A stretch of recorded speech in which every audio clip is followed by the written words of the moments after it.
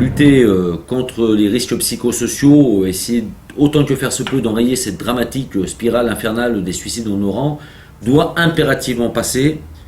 par, je dirais, un positionnement central incontournable de la médecine du travail.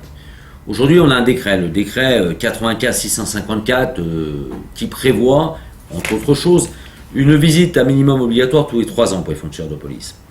Nous considérons en unité GP Police que la prévention du suicide doit passer par une visite de la médecine du travail obligatoire une fois par an.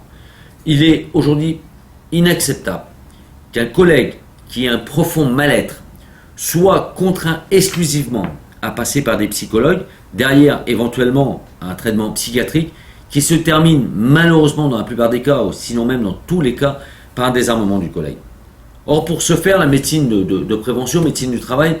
peut avoir un suivi, je dirais, sous forme de thérapie du collègue qui ne passerait pas par un désarmement du collègue obligatoire. Donc il faut impérativement aujourd'hui qu'on ait ce suivi médical, il faut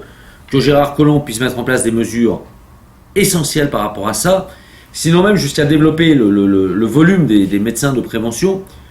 au moins un minimum, je dirais, étoffer ce réseau par des infirmiers ou des infirmières qui pourraient largement suppléer les médecins de prévention. Donc aujourd'hui, il faut réformer le décret de 95, il faut rendre ces contrôles médicaux obligatoires une fois par an, et ce pour tous les policiers, parce que n'importe quel policier, quand même il puisse être affecté aujourd'hui sur un emploi, je dirais, sédentaire,